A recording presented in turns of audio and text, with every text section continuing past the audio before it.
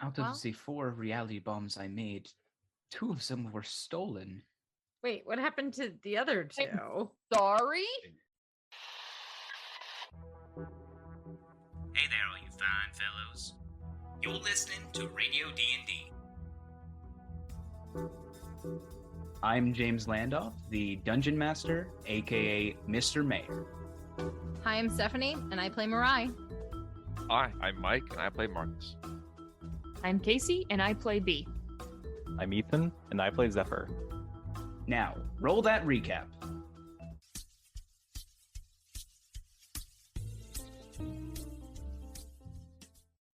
Hey there, all you fine fellows. You're listening to 98.3 The Drop. Learning of Einstein's current whereabouts, the gang decides to visit him in Alcatraz, but not without preparing for the worst. B tells her dad Bert of their plans, and knowing he can't talk her out of it, he offers to join them. Mirai and Zephyr went to talk to Officer Lux, hoping to gather details on the security system of Alcatraz. However, on their way, Zephyr received a message from Speechless as she was being arrested and taken back to Alcatraz. In addition to finding Einstein, now they would need to organize a prison break. They reached out to their other contacts for assistance. Marcus asked Philip if he'd join them, and having no love for the MLE, he agreed. He also attempted to contact Ellie, who for some reason did not respond. They had only one other powerful caster they were on good terms with, the retired god Anubis. Finding him at Evander's Forge, Anubis mentioned a demon by the name of Donda, who was currently imprisoned at Alcatraz. His claws were sharp enough to cut through the very fabric of reality, and if convinced, could serve as their escape. Their only other option would be getting past the gatekeeper, Terminus. With their team assembled, Anubis used the tuning fork to teleport them into Alcatraz, where they found themselves before the cozy country cottage, with Einstein waiting to greet them. Can you do your best Philip voice? Give me his voice real quick. Well, don't exactly know what we're doing here, but you don't actually have to roleplay Philip. No, I can't wait to hear this. Please. Well, I'm not entirely sure what we're doing here, but That was pretty good. Yeah, it's not bad. All I know is that we're on an adventure. all I know is that we're on an adventure. That's pretty good. Pretty good. Thanks. I will drop it I don't at think least a dozen times, but I will do my best to keep it up. I don't think I've ever heard Mike do like a voice for a D&D character. I haven't. It's always been my own. All right, enough procrastinating. Are you guys ready? Do it. So the scene opens up on the interior of a cozy little cottage home. We see these frail hands lift a tea kettle onto a hook and push it over a fire where it begins to start steaming up. The camera shifts to Einstein's face as it sounds like, or it looks like, he heard something. A big smile comes across his face as he sighs and he says, "That looks like they're here." And he will begin to walk out the door. That's where you guys appear, on the massive stone bridge extending to this lush little cottage home island, floating in the middle of this sky blue, vast open space with these white, fluffy clouds. And descending down the cobblestone steps, you see the elderly gnomish man, Albert Einstein. I pull my gun out and shoot him. Yeah, that's what I was waiting for. I said it last time, so we gotta bring it back, you know? Yep. Mariah's just shocked. She's Wow. like slack-jawed. There are more of you than I expected. Come, we must talk. And he begins gesturing up towards the cottage. You like, and then she turns around and throws up. Do you throw up over the stone bridge? Please. Yes. Okay, you lean over the stone bridge and I was supposed to say, am I tall enough? But I'm totally tall enough because Einstein's a gnome, so it's probably all fitted for him. Actually, the stone bridge is not. Oh my god. So Battleby helps you up. You hurl over the side, and you just watch your lunch disappear into the vast blue with nothing below. Yikes.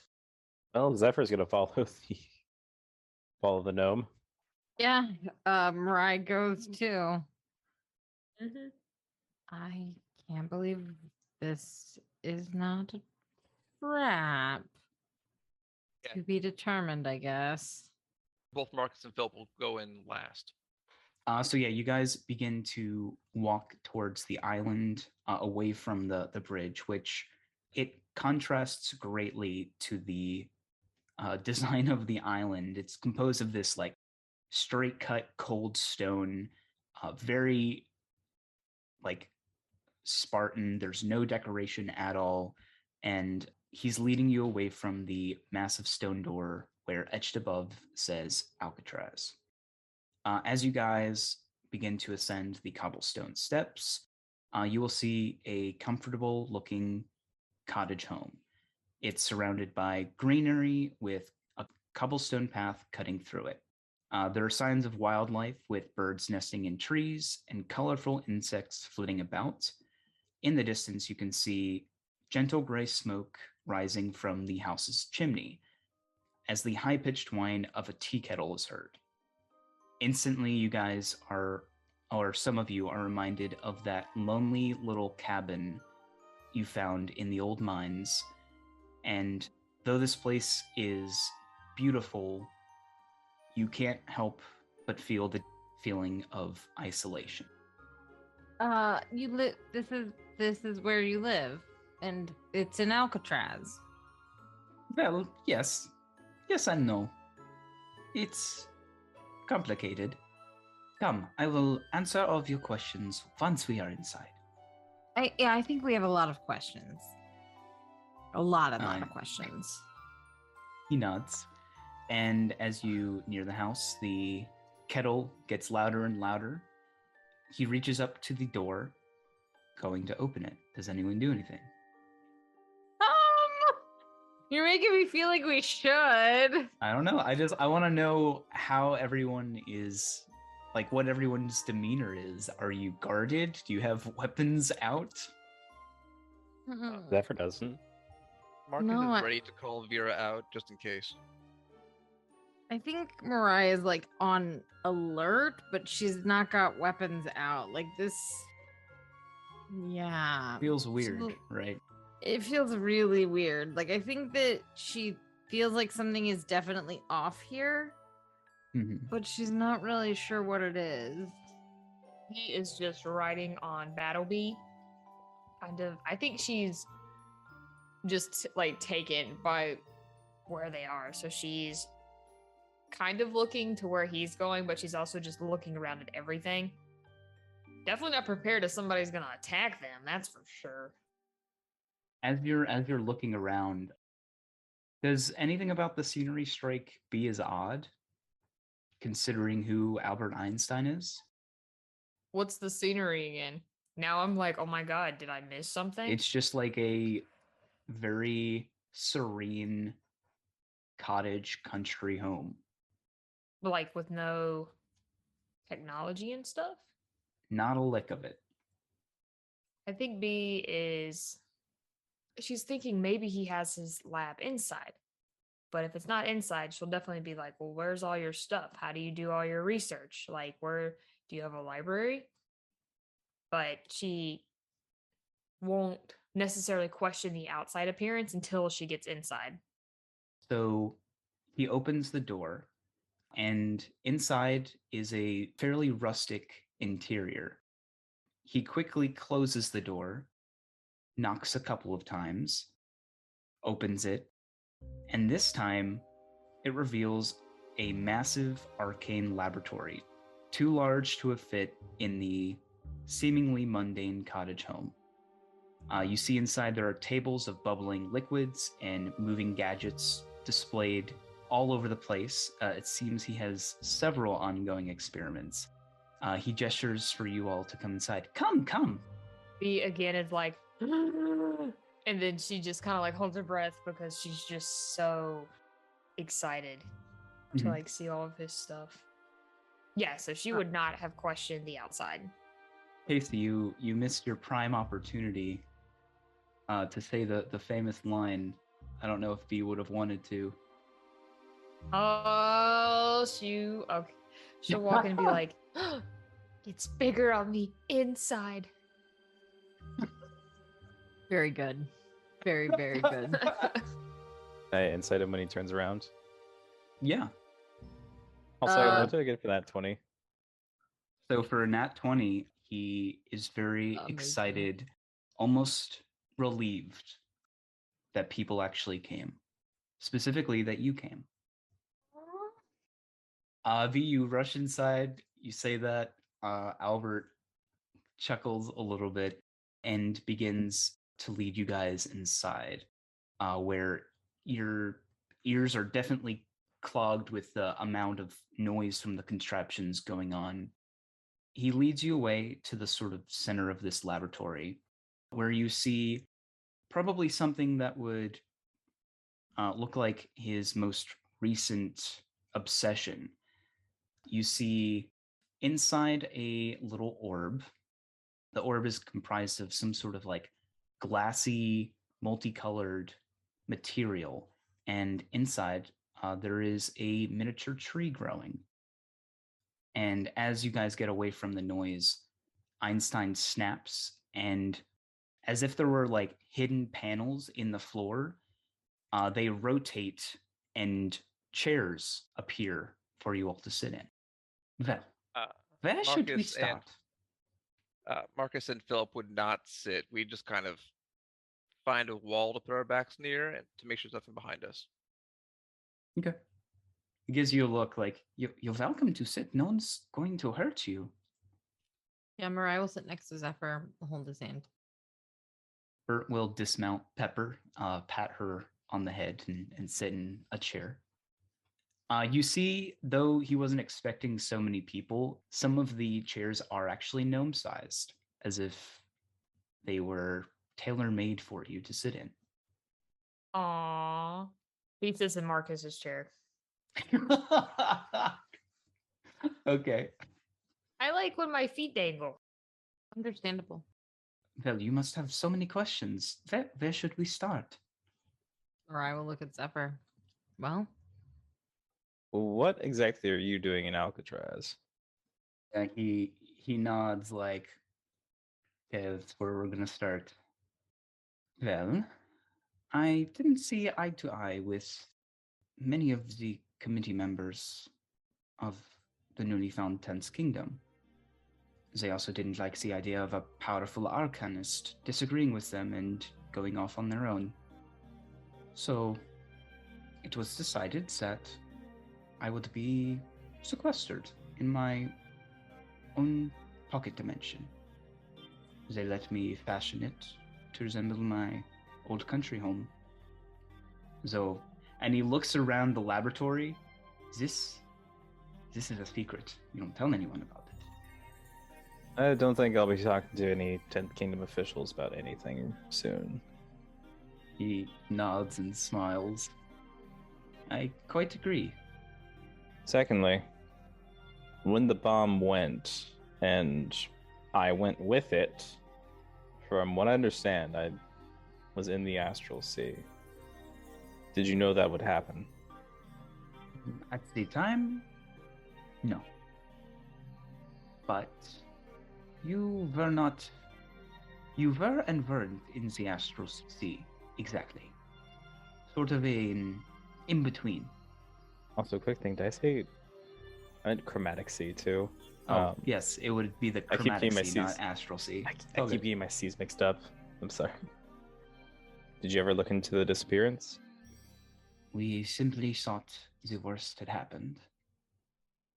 But that changed when the MLE came to me with concerns of an odd occurrence. A pilot who had appeared from 100 years ago. That being you.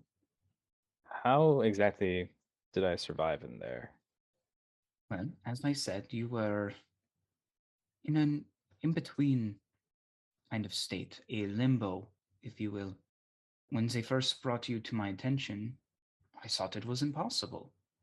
But after several calculations and much thought, I came to one conclusion, that you were caught between two realities existing simultaneously, something that was thought to be impossible.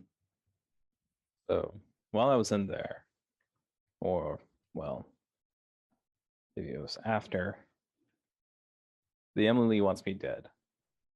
Why is that? I guess it's that. Um, it would appear that your mere existence, given time, could prove evidence of this other reality where it is presumed that the Demon King still lives. That's kind of a Just lets you problem. take that in for a second. Yeah, that does seem like a small issue. You can understand why they wouldn't want that kind of information being let out. No, I do Yeah. not think that warrants the murder of a wartime hero, though.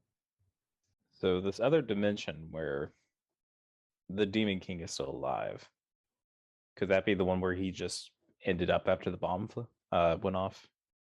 You do not pay attention at my lecture at all. He I was in sighs the and ceiling. waves his hand as a chalkboard flips out from the floor. And he begins drawing on the chalkboard. Normally you'll have one dimension with other smaller ones that gets consumed. In this case, this new reality, completely identical to the old one, despite one fact, the Demon King still lives. But it was of equal size and equal magnitude to the previous one, so it did not get consumed.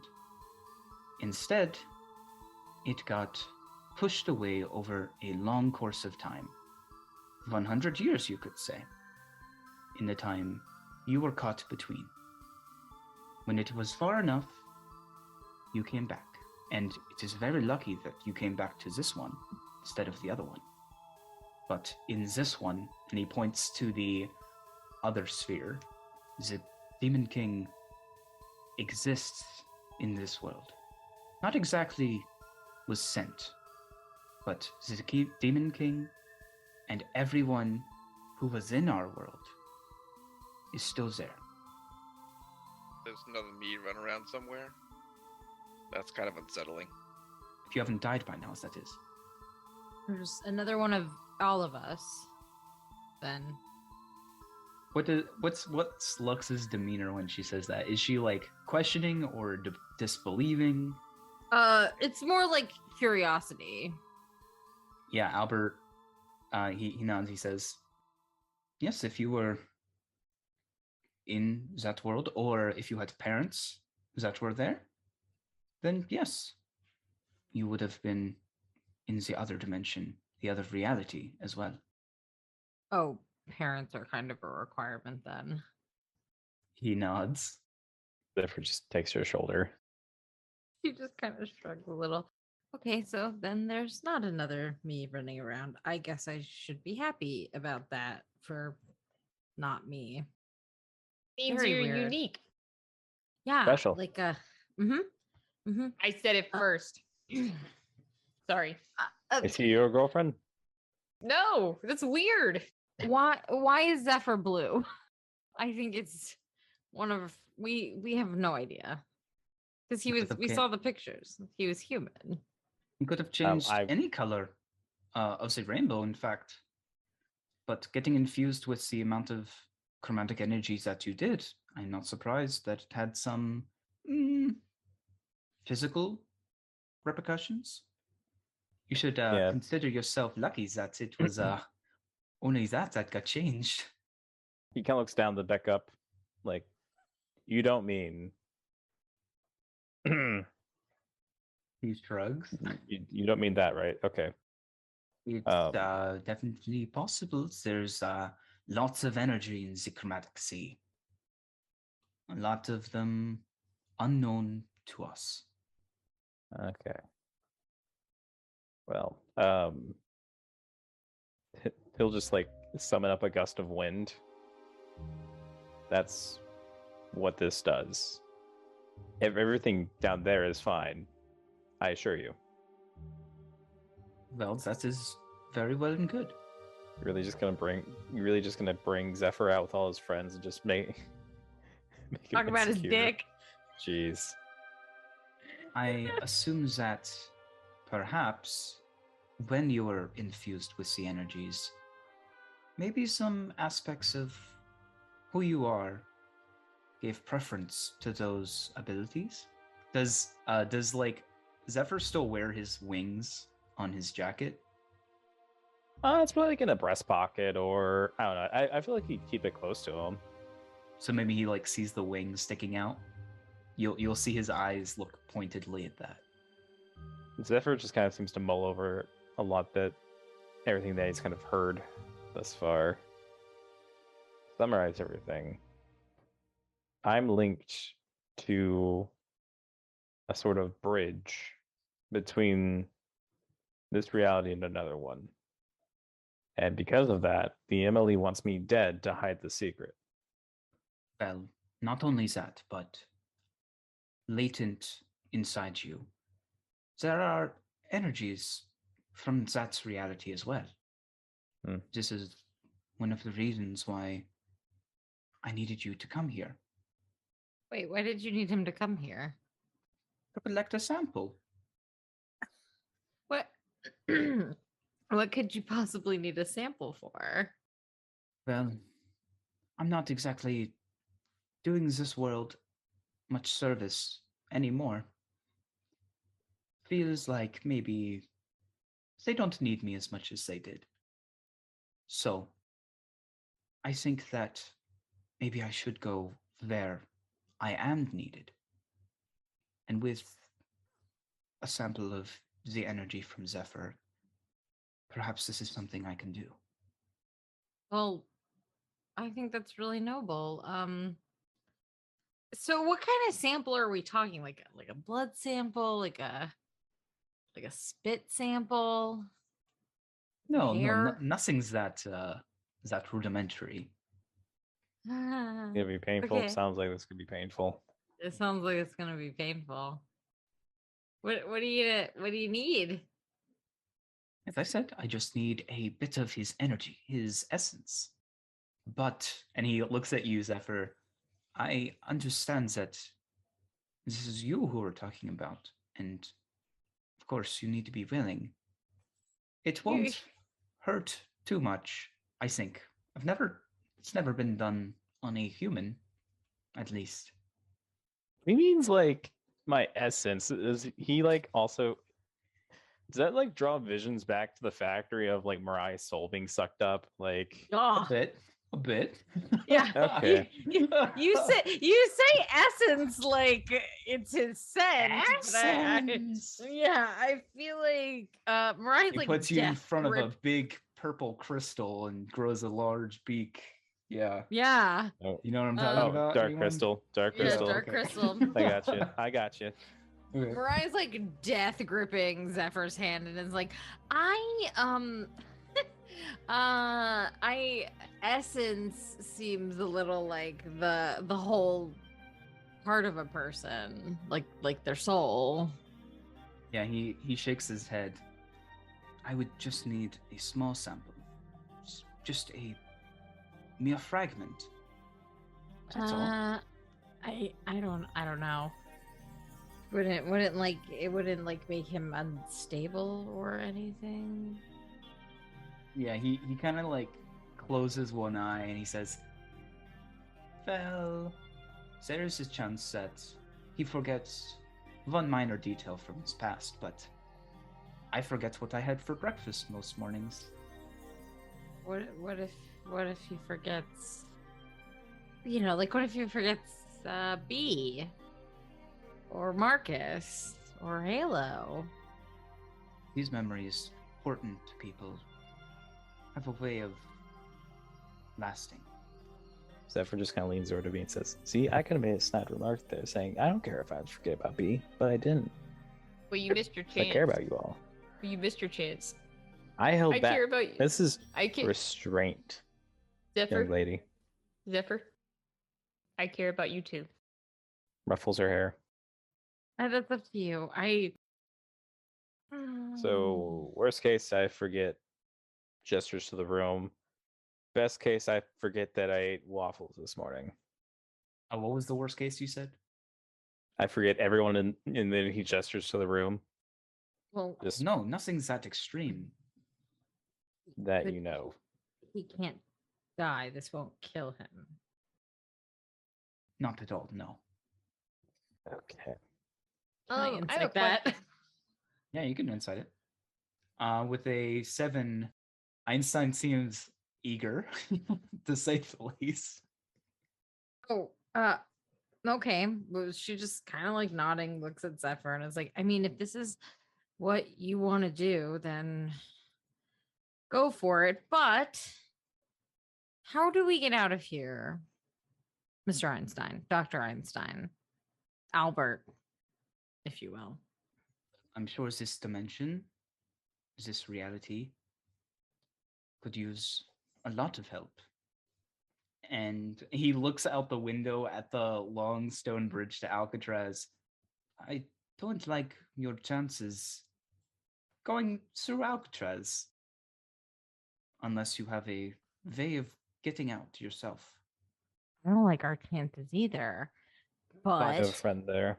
This reality is infested, most likely with hordes of demons, and still very much at war with the Demon King. Not something I would want to go to. I can't send you back. There are limitations set forth by Justina. A question. Would you be able to send us back home if we go with you to the other place? Given time, perhaps, but it may be a good long while. how long is a while? Because like I feel like a while for a gnome is way different than a while for, me or Zephyr He does or Marcus. He does the most like nerve-wracking thing a scientist can do. He shrugs. Ugh. I I don't like my chances either. But I mean we can just banish ourselves back home, right? That would not work. You would be in a different reality across the entire chromatic sea. Not something that mundane banishment can fix, unfortunately. Build the suits, go across the chromatic sea, come back home. It's fine. Mariah just looks like she's about to cry. It's fine. I understand that's not possible. But you've been there once, you've been there a million times, right? What is Marcus doing at this point? Is he still just leaning against some table of gadgets and gizmos? The wheels are turning in his head, like he's trying to make sense of what's happening here. The savior of the Ten Kingdoms is trying to get to a different reality that he helped create. Right. And honestly, if he's being honest with himself, he realizes that despite the fact that Einstein wants, or at least has agreed to be here, he's still a political prisoner. And that's making Marcus wonder whether or not he's the only political prisoner that have been captured for societal reasons. So he's kind of just mulling that over and letting Zephyr ask his questions, and he's kind of waiting for the opportune time to kind of ask that. Because at this point, he's not going to interrupt Zephyr's kind of flow. He looks at you, Zephyr. The first step would be, of course, getting the sample. Yeah, Zephyr is just kind of like, take your sample. He'll walk back over. So he'll stand up and reach up to basically hold your sleeve as he walks you over to a table. He takes some weird arcane device. Looks to be a long sort of like rod with a pair of tweezers at the end. And he flicks a button and he says, "This will probably hurt a little." I guess that. You see like a platform sort of like raise him up to the level of your chest, and he'll like flick on the device as the tweezers start like moving back and forth, making a mechanical sound. And he'll place it right at your solar plexus. You take one point of damage as he extracts a bit of your essence. You did take the Echo Knight, didn't you? Yep. Immediately as you do that, or as he does that, almost as if subconsciously, you summon your duplicate, which appears in the room. Einstein's eyes go wide. That was unexpected. Yeah. He'll like raise his hand and like move around like a mirror, kind of, you know, Mm-hmm. like just look at it. That's new. As you're looking at it, Einstein presses a button on the tweezers. You see the tweezers are replaced by a little suction cup, and he jabs it into the duplicate, which immediately gets sucked into the device. Oh, okay. Oh, wow. Now there's only one handsome man in this room. Goodbye, other Zephyr. That was easier than I expected, but he like taps the device against his chin. Did not think that your twin, your other self, would appears like that. Very, very curious. Oh, so that was my other self? Well, if you think about it, you were in neither place when the bomb detonated. Thus, both of them are you. You would be the exception, meaning there is not another of you in the other reality, Zephyr. You're taking the sample, right? Like he's just trying to like change subjects. He wiggles the device in his fingers. Yep. I already took it. Yep. Yep. Should go test it. That will require a bit of work, yes. But I have made preparations. I don't have to leave now. You all are allowed to stay, peruse the various devices. And I'm not sure how strenuous it was to get here, but you, of course, may rest. You said you're not leaving now, so we could maybe ask you a couple more questions. Yes, of course. I will tell you any things that I know. What do you know about Nicholas Flamel? Oh, he like takes a deep breath. Not too much. I know he was a lich once. Mm-hmm. That he was immersed in the alchemical arts, but not too much beyond that. Do you know anything about changelings? No, those were a bit of a myth when I last was in the world. I mean, what's she's about to say, what's the harm? And then she realizes that there are two other people that do not know in this room, and she says nothing else. She just kind of shrugs, remembers that Philip and Bert are there. Okay. Just curious. That's all from me. He'll look around to everyone else. Marks would raise his hand. I have a question or two. Yes. The reality thing goes way over my head, so I'm just going to let that go to smarter people. How familiar are you with Alcatraz? To be honest, I haven't seen much of it. My pocket dimension was merely brought in to Alcatraz. So The only bit I've seen is when they escorted me out of it. Unfortunately, you've planned to try to escape, though. I mean, we'd like to go home eventually, yes. I realized it was an inconvenience for you all to come here. And for that, I'm very sorry. I did not expect so many to come. Is there another way out? Well, the way I plan to go is to take my entire dimension out of it and sail it across the chromatic sea. Something as consequential as this wouldn't be barred by a simple teleportation ban. But that would mean that I take everything in it with me, including you if you choose to stay. Do you know anything about the people being held in Alcatraz? Only that they are either in my situation or they are dangerous criminals. Well, bar one. So the Emily hired an assassin to kill me. Problem was she wasn't actually an assassin.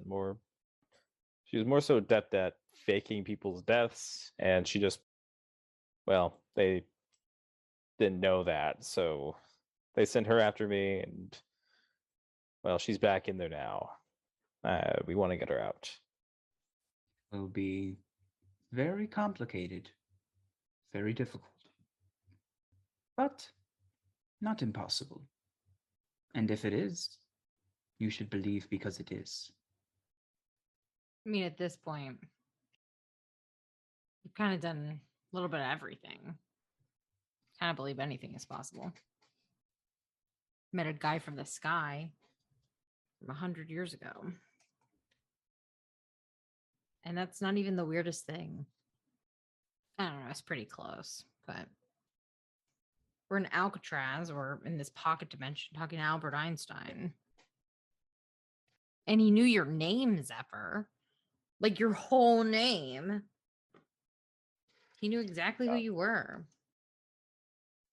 Also, So how is this- Bean's dad taking the news that Zephyr is as old as he is?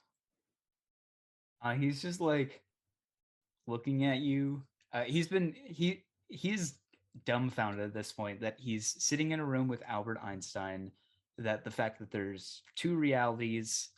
He has definitely popped a can of Pabst by now, and he's Poor just kind of Bert. like sitting there, a vacant stare, taking sips every now and then. He's gonna be super buzzed when we You try to brought bust this? out. Pepper keeps him nice and cool for me. Ah, that's me one. He'll Okay, he'll what you, toss you what? Yeah, is it just like a 6-pack or like a 12 Bert? Like, Oh no, there's way more in there than just 12. It's like a vending Awesome. machine. amazing. Why do we you all could why do you use think one. I had to make Pepper so such a large size? I think we all could use one. Yeah, he'll pass him around, and Albert will politely decline. He skips B. Philip definitely will partake. Do you have any orange juice? Yeah, I actually just pack some, and he'll take out an orange juice and 2 cheese sticks and give you one of the cheese sticks. Oh, thanks, Dad. The family that snacks together, I guess. Family that snacks together, naps together. Oh, a nap. Oh, good, right? Okay, well, I don't want to go to the other reality. Mariah just kind of shrugs. Okay, so you remember when I said there was a 4th option? I was pretty sure no one would take. I do think you said that, Oh yeah. but I was kind of like, I'm sure it's not that bad. Mm-hmm. You guys, if you In- guys do go this route, it's gonna be a short session tonight. Just heads up. Hi, we'd like to go to the kingdom of hell, James. Yeah, All right. right? Thank you for joining us for our 1 hour session. Mm-hmm. Typhon just looks up in the air. Um, What the fuck? Oh my gosh. Well, then we'd get to go like fight Lori. Evil Lori. And Again? we'd be like, again. I can't even imagine. Goodness. I can't even imagine Mark meeting Marcus. Yeah, Mariah's like, well, I mean, I think our best option then is to break out of Alcatraz. Best of the worst options. Because Is there a records room? That would be, if you guys look at the map handout I gave you, that would be in the key room. Basically, the key room contains not only like a bag of holding of the prisoner's belongings, but also like records of their incarceration, so on and so forth. I don't know about you guys, but I think we should at least get Speechless out. And I do want to see the key room to see if there's any other political prisoners in here. yeah, I mean, it might be a good option. And we have, perhaps try to get some evidence against McClave since it would really like to take the bastard down. Best shot from the inside. Be really nice. Would feel really good. I'm pretty sure Officer Lux would like it too. Ay boy. Yikes. Of our dear warden, Professor, do you know how do I put this delicately? How much the god of justice has sway over what happens within the MLE? Well, it's my understanding that she's at its head. She founded it. Oh. Just wondering if she's aware that our dear warden is using blackmail to use convicts for his, assassinations. I have never met her personally. But if she is indeed the god of justice, that sounds very unjust to me. Agree. How we could contact her?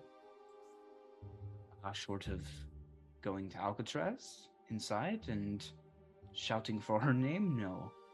Gods I've not really seen eye to eye with them, really. Wait, none of them? Wait, have you met any gods? A fair few, but like me, they are a little egocentric. But I think maybe great people have that flaw at times. Wait, I mean, it's, did you ever meet Navris, the goddess of secrets? I've definitely heard of her. Good things, bad things, all kinds of things. Well, I know she was helpful in getting intelligence during the Demon War. Yeah, that But makes sense. I think she was more of a double-edged sword while gathering intelligence. There's no doubt she also gained information about us, about the Alliance, and about the governments. You don't think she's like bad or anything, do you? Finding good and bad is not very easy in today's world, I think. I would definitely agree with you there. Or I just kind of slumps over. Oh no, we have to make so many choices. We go into Alcatraz, are we not able to come back to the cottage? You do not know yet. Fair. Fuck. I would recommend that we, or some folk, scout ahead to the gates of Alcatraz to see what lies ahead of us. Maybe get a lay of the land. Just to the cusp before Alcatraz. Like, I'm pretty sure the gates of Alcatraz have some guardian, perhaps. So, yeah, he's not going to try and sneak past them, even though I'm fairly confident he could. But we're not going to do that. Yeah, I'm all for us, relaxing. If we're gonna take at least a short rest, Mariah will give you a bardic inspiration. If you're gonna go scout, that way she can like sit down. So, how many people are there? Are in the scene currently? That's up to everyone else. What are you all doing? I'm still in Marcus's seat eating my cheese stick. Marcus would have asked who had the invisibility spell and asked him to cast it on myself and Philip, so we could scout over by the entryway to Alcatraz to do that before we pass out. Yeah, Anubis has it at will. But I'm assuming at will means I can only use my second level spell slot. That is Correct. correct. Okay. Yeah, he'll cast it on you, Marcus. Let me just I make sure don't it thi- isn't self only at will. Bert also has invisibility. Would we take a long rest? Yeah. Oh, invisibility is self only. If Bert just upcasts it to third level, then I thought I had it. I do have it through Instrument of the Bards, so that prevents, if anything should happen, that prevents Bert from having wasted a third level spell slot.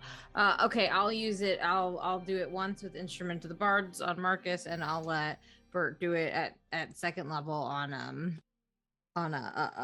Philip. Bert and Marcus, you both turn invisible. Philip and Marcus. I'm not too sure how I feel about this. I know what to All get right. myself into. How about you? Oh, I think we'll find out together. He winks at you, but you don't see because he's invisible. Fuck. We just see those like voice mouth marks coming from empty air. So to answer your question, Ethan, it looks like Marcus. It looks like we have Einstein, B, Bert, Mariah. Well, instead of a car, why don't we get married? Yeah. Oh, and Halo, I guess, is What? here too. Oh, and I think Anubis God. too, right? Yep, they're all there. Too late. You already Lex, will said you it. marry me? Yeah, I will. Absolutely. Oh my god, if you get obliterated after this, I'm gonna be so mad at you. Oh, I love you. She just leans in and kisses him. What? Please tell me he just proposed with the ring of jumping. Yeah, what's the Yes. ring? Thank you. Well, yeah. You- The only ring he has on him, isn't it? He was. Yeah. She slides on the ring of jumping. This is perfect. It doesn't fit because you didn't attune to it. I got it. I'll put it on a different finger. You know what? Even better. She just Well, like who's the takes last it. one to? Who's the last one to attune to it? Because if it was That- Zephyr's, his was Yep. it'd probably be too Probably big on bigger. you. Yeah. It slides off her hand. She's like, you know what? I got a better idea. She just like unhooks like her necklace and probably the the unattuned what the hell is that thing called? Is the medallion of thoughts. So she just like unhooks the clasp on the medallion of thoughts and she slides the ring on. She's like, perfect. So B's mouth is like wide open. B will come up. Hey, I'm really happy for you. I'm so happy to be. As she's gonna come up to hug you. Are you sitting down? What's how Zephyr was sitting or standing? I think Zephyr's kneeling right now. So Oh well, yes. Then yeah, Mariah's standing. Yeah, B will come up probably. and hug your leg. Mm. Or I will bend down and hug you and pick you up. Like, I'm so happy. I'm so happy, B. B calls a group hug. Come here. I'm really happy for you. okay, Give me a hug. he'll join in. You ever been a flower girl before? Do I have to wear a dress? No. optional. You could though if you wanted to. I don't know. We'll talk about that later. We'll talk about it. Bert whispers to Einstein, I have never actually seen her in a dress. And he's like trying to picture it, and it's just like, I don't know. And Einstein pats his shoulder. Yeah, there's a lot I need to tell you about. Like this one time, Zephyr and Mariah tried to enroll me in a school, and I had to wear a really nice dress, and it was awful. So we pretended to be her parents. Yeah, it was Yeah, awful. sorry about that. So sorry, Bert. I'm It so happens a lot. sorry. He's just like, yeah, I can see the resemblance. I think not really. Yeah, I like your charm, Bert. Yeah. He nods. B walks away and is just like even more stressed now that if what happens if someone dies. All right. Well, I guess we can take a little bit of a nap, huh? I think I'd like that. It's been a long you. day. Yeah. Well, very weird. So while you guys are getting ready to sit down for a rest, Marcus, I guess you and Philip are going to sneak down to the bridge. That's correct. How much of the proposal did you stick around for? I watched the ring come out and said, I just kind of elbowed Philip in the ribs and just backed out. Okay. So while you guys are like invisibly trekking down, could you make a perception check, please? Okay, for me or for Philip or both? From you. 12. Gave you a bardic. I did give you a bardic. I said that. Though he's invisible, you hear like him trying to stifle like a sniffle, and you see like water appear from like a water droplet appear from nowhere and just hit the ground. I whisper, yes, I know it's beautiful. You might get an invitation when we get back. What are you talking about, Marcus? Shut the hell up. And he's just gonna storm ahead. I watch the footprints in the sand. So you guys make it down to the bridge where you see this long stretch of straight cut, cold, gray stone extending to this massive slate door with above the words Alcatraz inscribed. I try Sorry, to keep eyes open for anything that might trip us up, anything that, loose stone, anything that might give us away. It's surprisingly clean. There doesn't seem to be a pebble out of place on this bridge. And as you get closer to the door, you will realize there is no door at all. It's seamless, just this slab of stone. Speaking of stone, do I see anything that might resemble a statue or a gargoyle even? Nope. Nothing of the sort. All right. Is there any kind of mechanism that might reveal a door?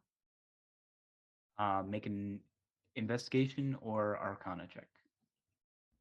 Given the choice, I'd probably do investigation. That's 30-20. There appears to be no mechanism to operate the door.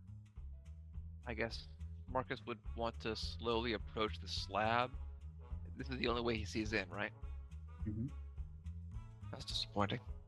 Philip will knock on the door, presses like ear up to it.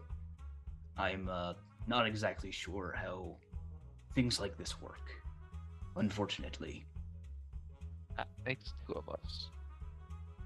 Doesn't seem anyone wants to let us in. All right. Well, maybe the professor might have an idea or something.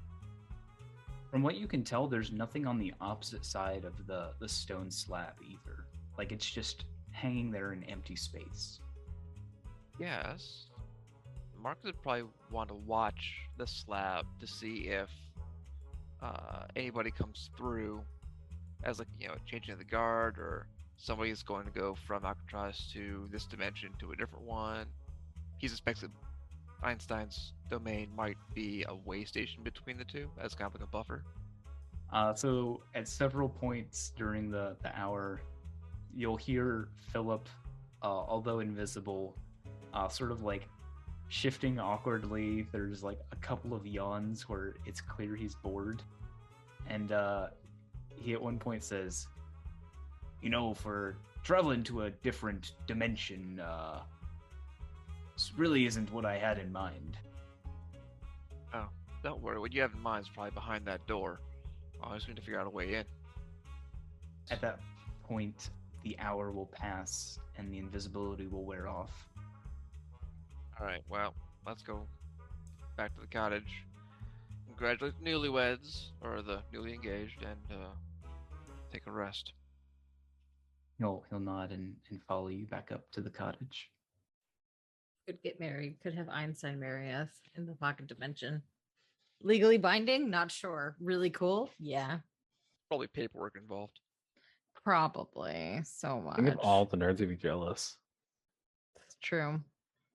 Like at one point, as they're just hanging out, I don't know, Zephyr might be hanging around. So Einstein, bit curious.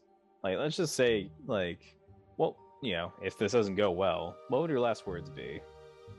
My last words? Yeah. I hadn't really thought about that.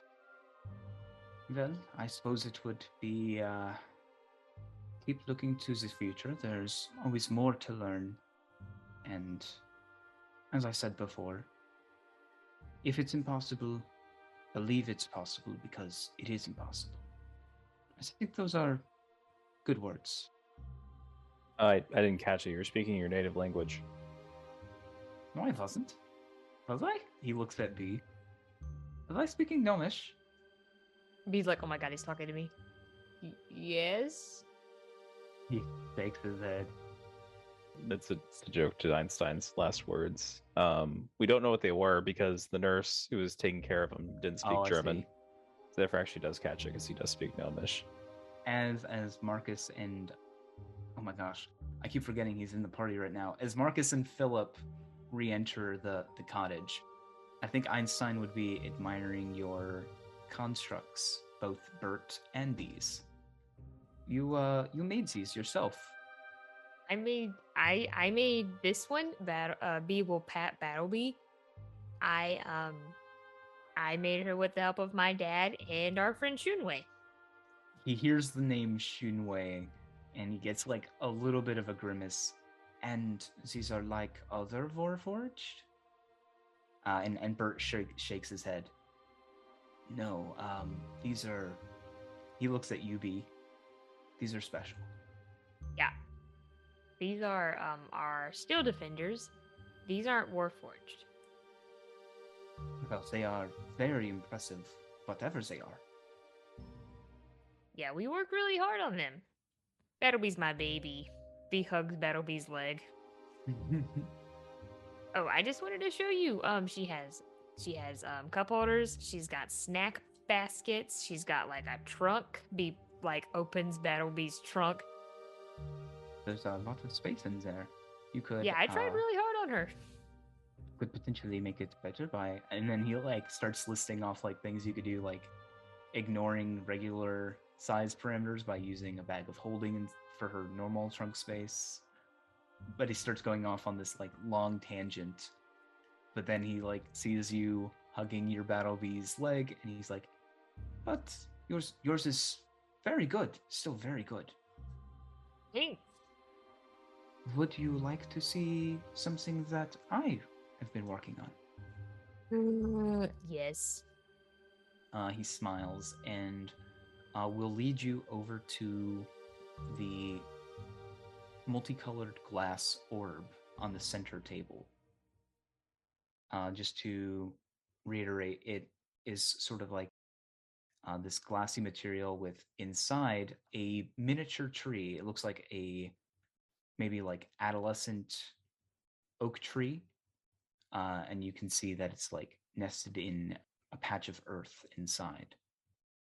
He gestures towards it and says, "This device is, I call it the chronologer. What does the chronologer do? Well, its purpose is to observe and manipulate the passage of time for the contents within. It keeps a record of the various states of the contents as they change over time. Would you like to try it out?" Yes. What do I need to do? He'll gesture to the orb and allow you to touch it. Rotate it counterclockwise. See what happens. Okay. B will go up and rotate it just a little bit counterclockwise. As you rotate it, you will see progression of time as the tree grows to its full maturity in just a matter of seconds. Oh wow, that's really cool. Can you put like anything else in here? Well, that gets a little complicated. We'll get to that in a second. Now try rotating the orb clockwise. Alrighty. He rotates it clockwise. You will see the tree revert back to its adolescent stage, reducing in size. Really cool. How long have you been working on this? Oh, it's been my brainchild for quite some time. This device allows you to observe on a much smaller, more manageable scale the different ways that reality can be manipulated by adding, changing, or removing other stimuli. So he will walk up to the sphere and rotate it clockwise until the tree reverts to that of a seed. Now, if I take the seed out and he reaches in, the orb slightly rippling as his hand enters, taking the seed out. Now, what do you think will happen if we rotate it counterclockwise? Nothing will happen? Yeah, he rotates it and nothing inside grows. See, without the seed, we took something away, something from reality. Now that this never existed, didn't have a chance to grow. This is applicable to our world? Oh, it would be very difficult to apply this to our world. This is on a very small scale, you can understand. What other things have you put into it? Just this for now. Well, that's really cool. Thanks for showing me. Hey, do you Did want to come see this ball? Did anyone else watch the presentation Einstein gave on the orb? Marcus would have watched it, but he probably wouldn't have really grasped much of the concepts beyond go shrink and grow.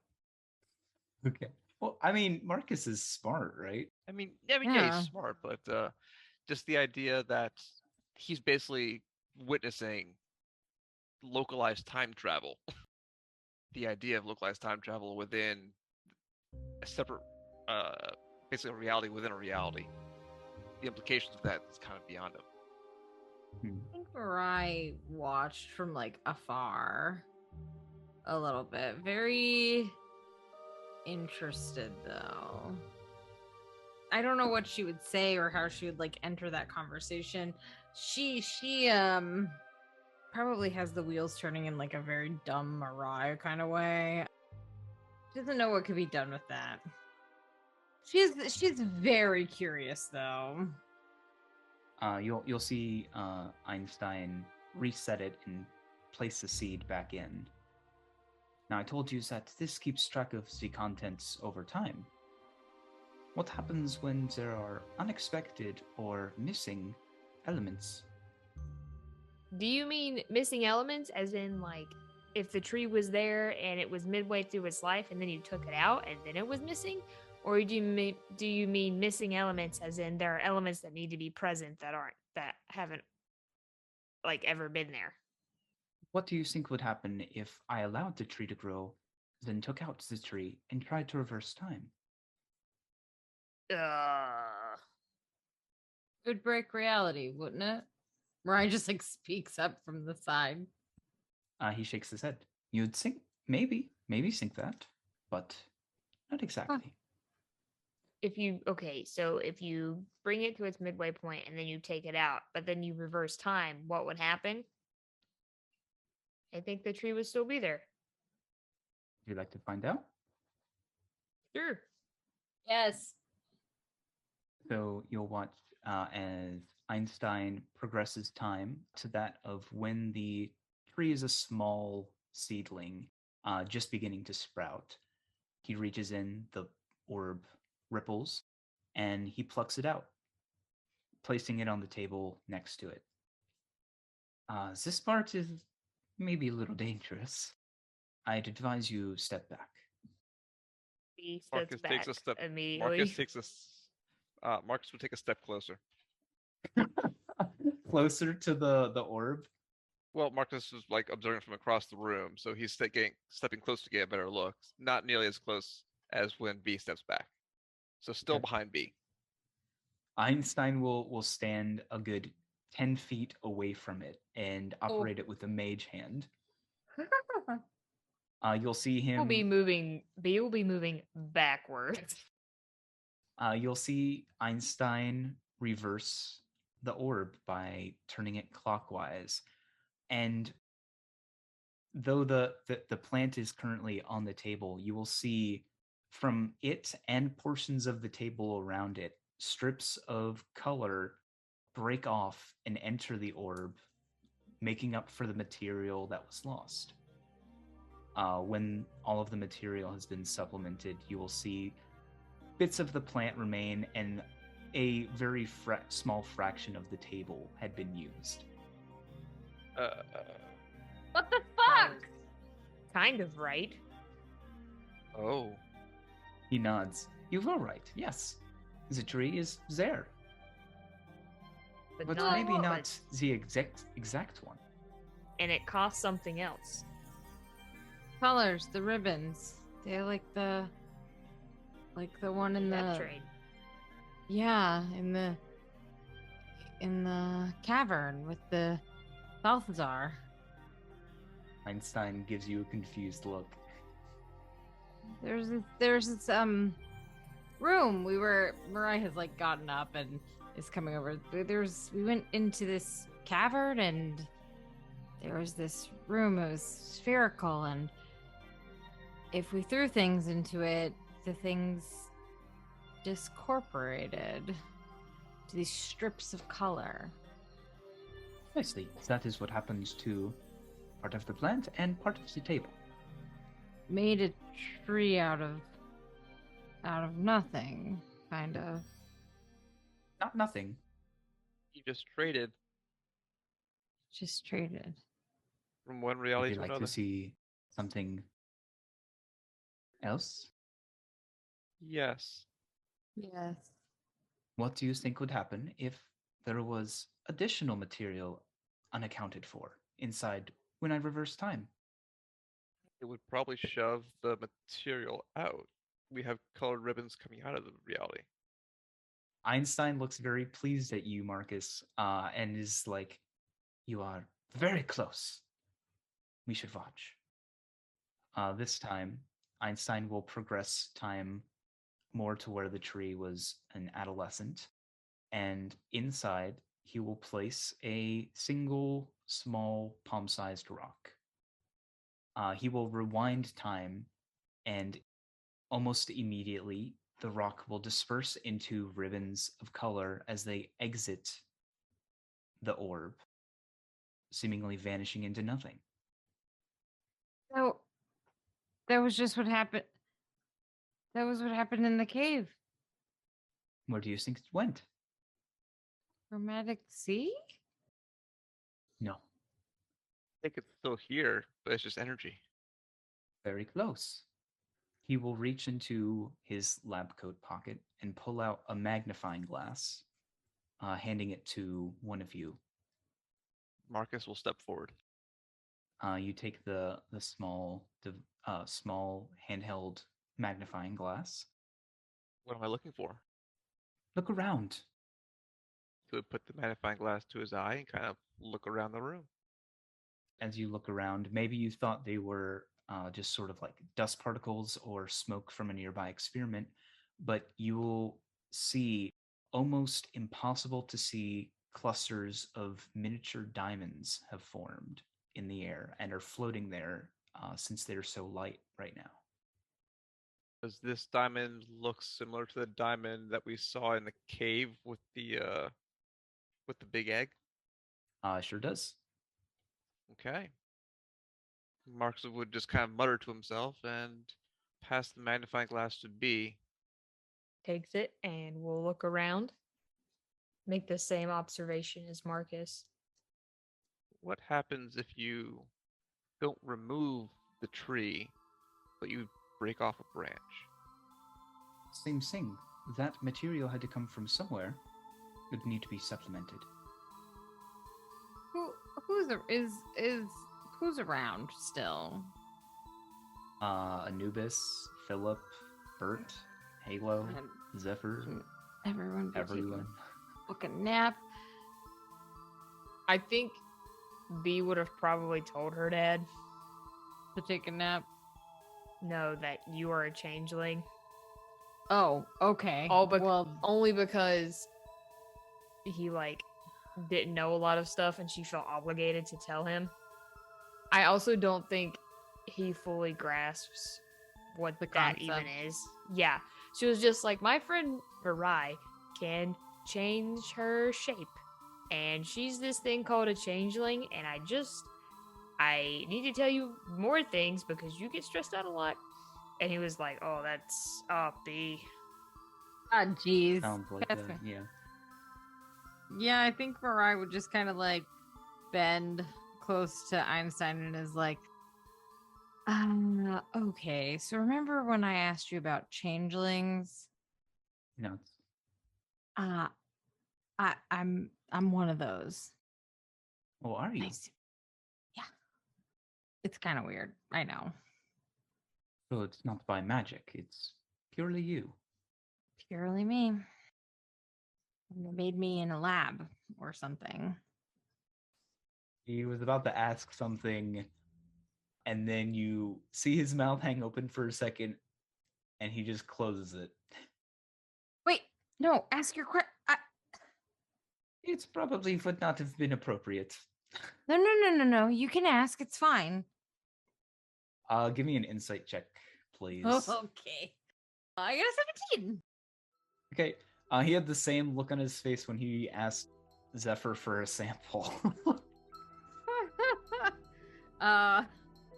Right, just kind of. He's like, it probably would not be appropriate. You want a sample? Is that what yeah. Well, I considered maybe you've seen enough of labs, and now he's looking around his laboratory, unaware of how it makes you feel. It does not make her comfortable. I could understand that maybe this was not the best setting for you. No. It's fine though. What? You said you were made in a lab? Born in a lab? Yes. I don't know any about that, really. I was there. I was there.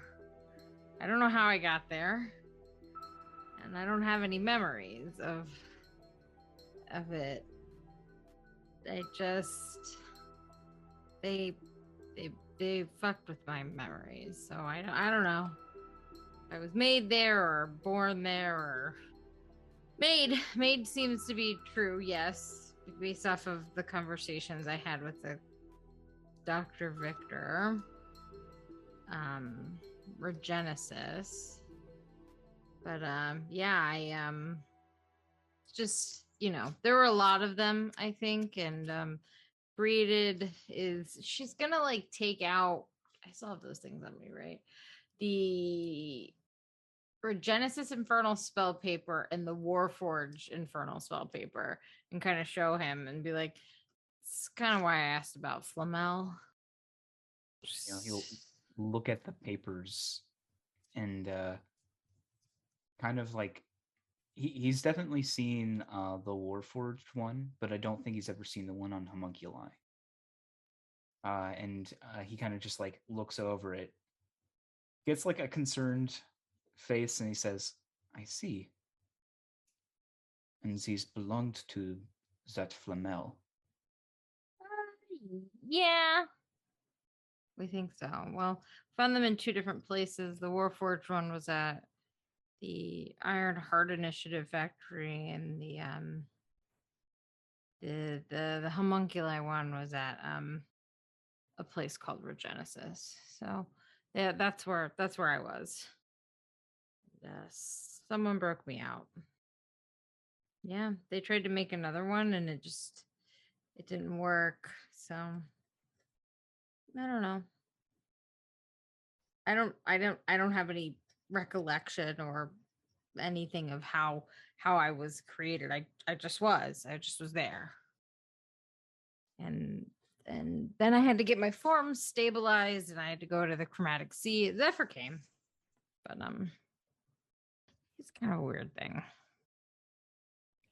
He's silent for a moment, and I'm sorry, I don't have any information on this Flamel, but I understand you might feel conflicted with who you are. They may have made you, but they didn't make who you are, I think. I think you're right. Good to know that you're not like making people here or making. Yeah, I am a He person. walks over so. to another experiment and pulls a curtain. Yes, very good not to know that. No, he doesn't do that. Einstein. Not again. Oh, you scamp. Yeah, she just kind of nods and it's like, yeah. So, I mean, hey, I guess if you want a sample, I can close my eyes and. You see, he's tempted, but he like closes his eyes tight. It's like, no, it's fine. I don't need a sample. You're okay. No. Thinks about it really hard. You can just let Zephyr hold my hand. So, and I won't look. I don't really like needles, but I gotta get shots and stuff. So. He looks at you, Zephyr, and she's like, she said it was okay. I'll be okay. Albert Einstein. What am I gonna do? Yeah, Say he'll no? just fine. He'll just hold her hand. He will do the same thing he did to Zephyr. Same thing. You lose 1 point of HP. The only difference is a duplicate of you does not spawn, and instead the material goes directly into the device. This is so weird. Okay, but Right. I do hope it helps you, Dr. Einstein. And at least know that I did some good for somebody. Yeah, he looks at you. He's like, "Are you talking like you're gonna die?" Yeah, God, she's a little scarred. Mm-hmm. Mentally, emotionally. Over this mouth, she does that. He will clap his hands, and you will see a series of beds fold out from the floor of various sizes for various sized people. There is a massive one for Philip to lay in. Oh no, dibs on Philip's bed. What? No, you can't. I need something that I big. You called can't. dibs first. No, it's okay. You can have it. I recognize that I don't need that large of a bed. Battleby does. What? Oh, over my dead body, even a robot's gonna get my bed. Oh, you want to go right now? Arm wrestle? Starts twirling his guns. Arm wrestle. Yeah. Like, arm wrestle. Oh my god, you can't shoot me. I'm a kid. Are you gonna arm wrestle Philip for the bed? Do it. B runs up to Mariah and like gestures for you to bend down so she can whisper to you. Yeah, she bends down and like puts a hand on your shoulder and is like, do you need some inspiration? Yes, I Give me do. a Thank bardic. you. Yes, thank you. Thank you. And B's gonna give herself guidance. Mike, would you like to do the honors? An athletics check from B and Philip, please. Dad, just watch this. I'm gonna make you proud. B pulls up her arm sleeve. Well, she doesn't even have a long arm sleeve. B acts like she's gonna pull up her long arm sleeve, even though like she doesn't have one. Alright, here we go.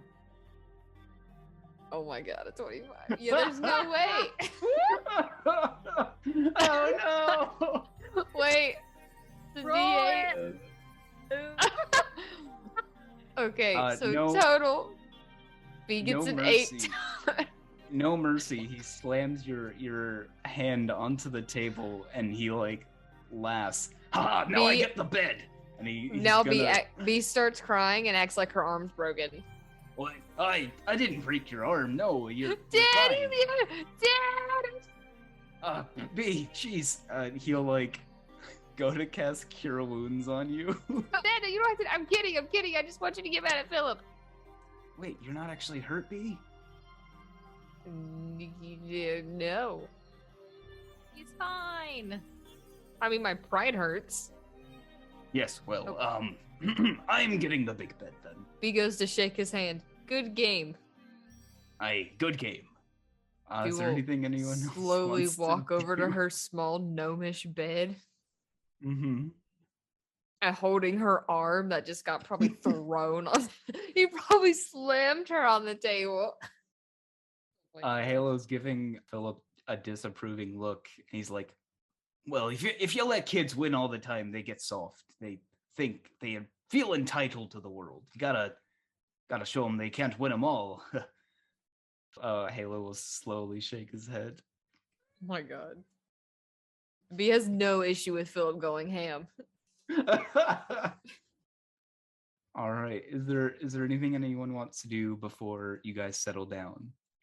Marcus wants to have a little chat with Einstein and ask him questions about his happy little colorful ball. Professor, can I reach in there?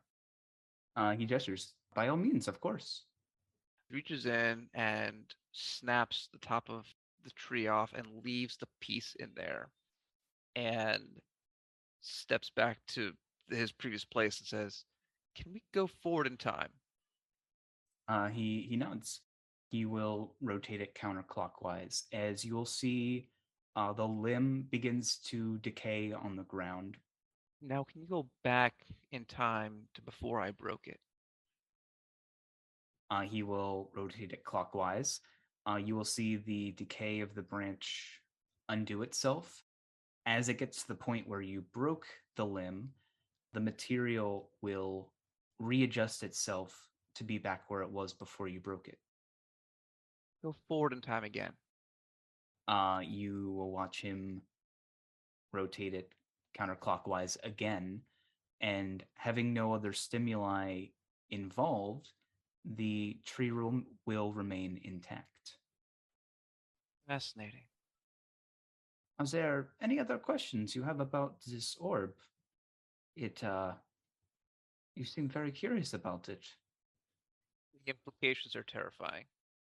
You have a living thing in there that grows, and I destroyed part of it, rewound it, and it's good as new. What is this bubble? Did you create another reality? He like closes one eye and looks off into the corner, and he's like, "Not. I mean, it's hard to say. It's might be a reality on its scale, but in comparison to us, nothing close. So the only difference is perspective. I guess you could say that, yes. For all as we know, there isn't some huge hand manipulating us. Not that I know of. Where I was going with it. Where were you going with it? Oh, that we've personally met beings from the Chromatic Sea. So it's not outside the realm of possibility that our linear time isn't linear for them. If these are creatures that can live in the Chromatic Sea, they must be quite durable. Are definitely not of this world. I would say they're from a different reality, I guess. Perhaps? Mark is going to shake his head and say thank you, and he's going to try and find a bed. So you guys get your long rest. You can recover any spell slots. Nothing untoward happens in Einstein's domain. Einstein nods to you all.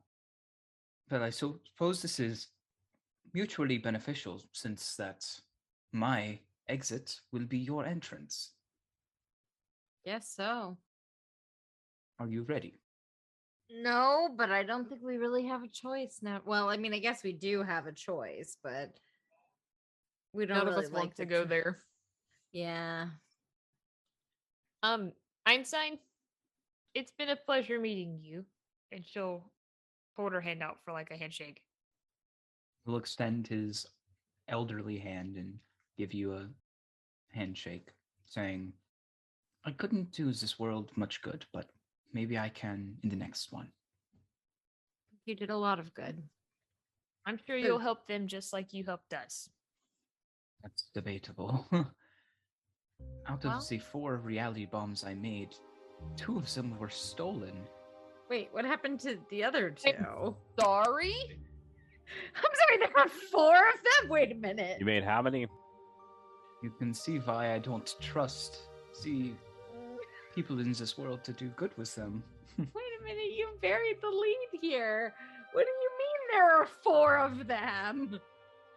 Well, when I made the reality bombs, I made 4 of them. 2 of them were stolen. Thankfully, 1, as far as I know, is still under lock and key. Where? Alright, Joseph, we have an empty quiver. Where? Lock and key where? The archives. What archives? The arcane archives. Where are those?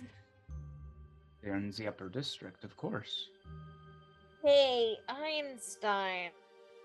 You know someone named Ellie? He'll make a history check. Oh, okay. He's good at these. I'd say 16 or higher, and he knows who it is. Yep. Yeah. Okay. He nods. He says, Ellie, yes. She provided many potions to the war effort.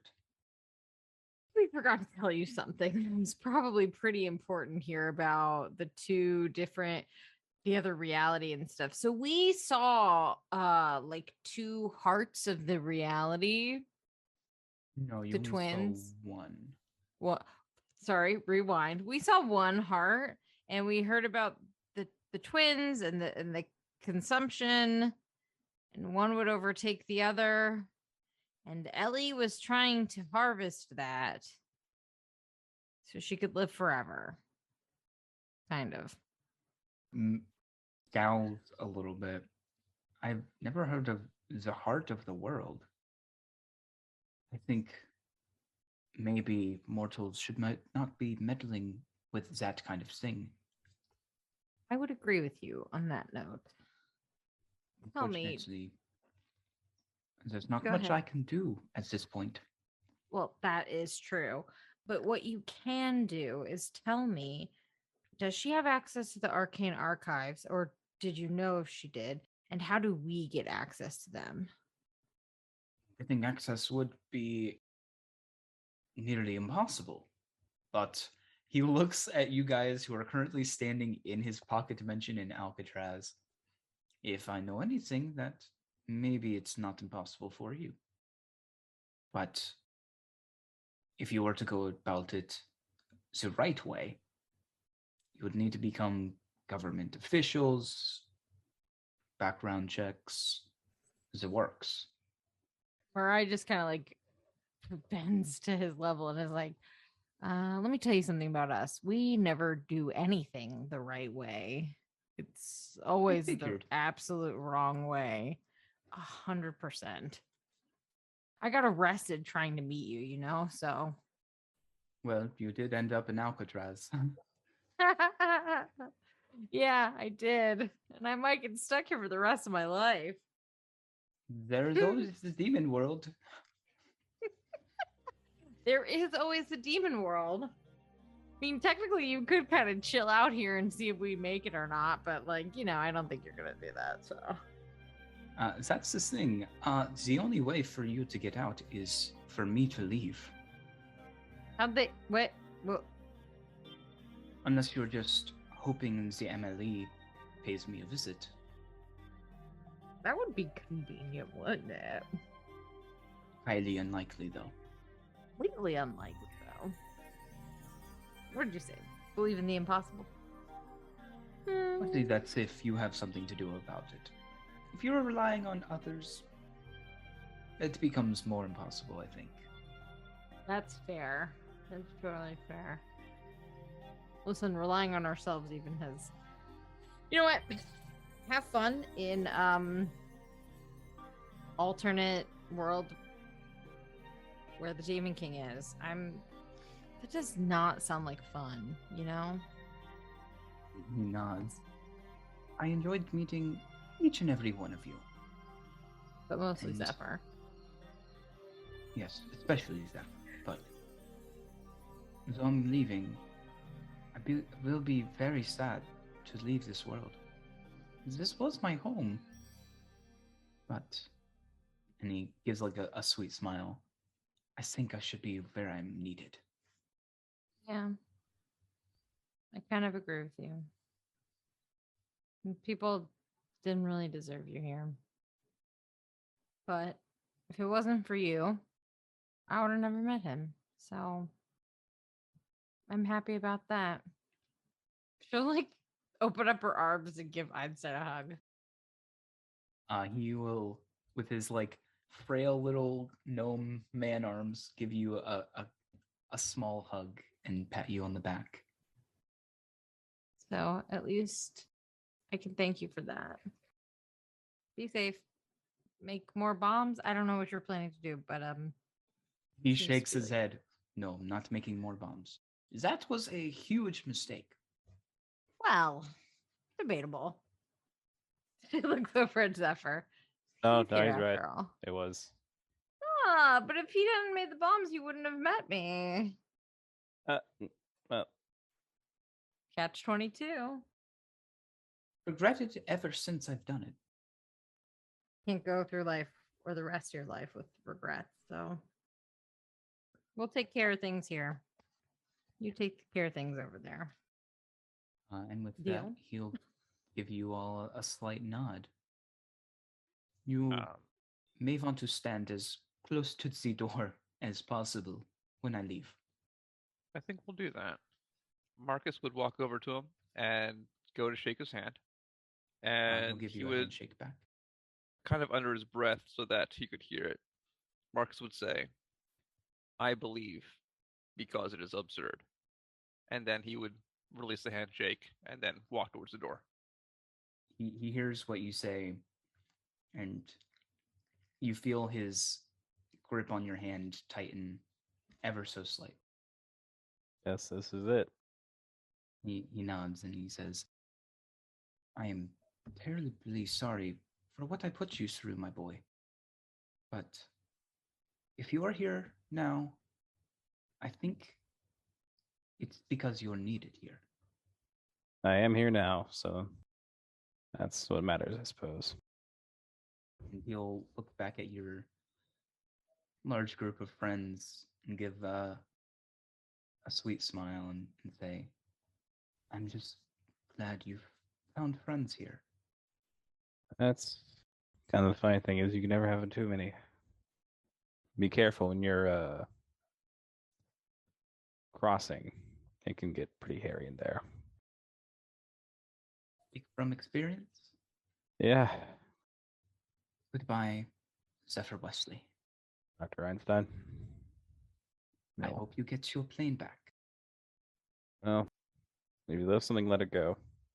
You say that, and he sighs a deep breath, knowing the world he's leaving behind. He'll just two-finger salute and back off. So, having to get the last word, Philip will walk up to Einstein and say, well, me and my gang will be shoving off now, so, and he'll tip his hat. And Einstein will look confused at him. Yes, well, have a good one. And Philip will follow everyone. Thanks, Philip. So you guys leave the cottage house and begin your walk down to the stone bridge. Yep. As the door closes, you will hear the sound of various contraptions coming from within the cottage. As you feel the island you're standing on begin to shake. Not ready. No, don't love this for us. Maybe it's best we get a move on, and Philip will engage in a brief jog towards the It would- door. He would be the one that does that first. Yeah, he really would be. He's like, oh, Good. hell no, not the magic bullshit. Roy just grabs Zephyr's hand. Come on. So you guys get down to the stone bridge and start nearing the door. As you will see the island at the center begin to crumble away. Not only that, but pieces of the blue and cloudy sky, as if they were simple sheets of metal, will begin to fall as well, all around you, until the stone bridge itself begins to crumble. You hear the loud sound of cracking glass as the realm around you seems to shatter. And in the island's place, you see a massive construct of different mechanical bits, all sort of connected to this large glass dome. And beyond it, you can see the chromatic sea in its rainbow array of colors. You see a cockpit emerge from the center of the island where Einstein is barely visible. You guys get to the door as the bridge collapses, and he gives Zephyr and all of you a two-fingered salute as the orb breaks away from Alcatraz, taking the door with it. You guys see it crumbling in around and have just enough time to make it inside as it's replaced with solid stone. And you guys are now officially in Alcatraz.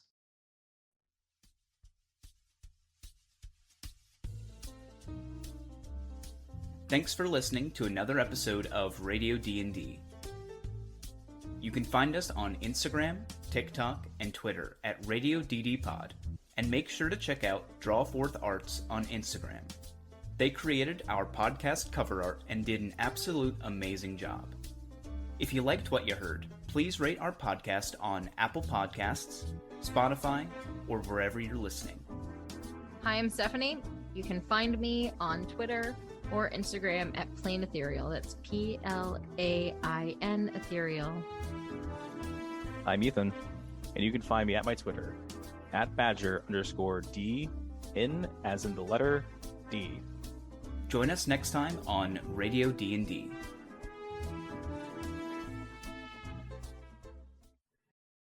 Maybe we should have gone with him. Yeah. Woo! Yeah. Alcatraz. Alcatraz. Yeah, I mean, we can't go back. We just... Yeah, we literally cannot go back. Cannot go back now. I have no idea if we fucked up, but I think James loves this. Oh, I'm loving this for you. I in no way thought you guys were going to the Kingdom of Hell. The option was there. It would have thrown off the campaign a whole lot, but the option was there. But you're telling me that us leaving the active reality where this campaign takes place might actually hinder the actual campaign? Yeah, it might. What? We can't just abandon the plot thread and go somewhere else? To a completely different setting? And ask if we can easily come back, like it's no big deal. Yeah, so banishment is for like interdimensional in reality dimensions. So you've got realities and then different dimensions in that reality. James Banishment just lets you go back to the original in that reality, but once you're out of a reality, you're screwed. Yeah, James is like, oh, you guys thought you could get away this easily. You thought you could go to Kingdom of Hell and just have Anubis poop. No, James is like, absolutely the fuck not.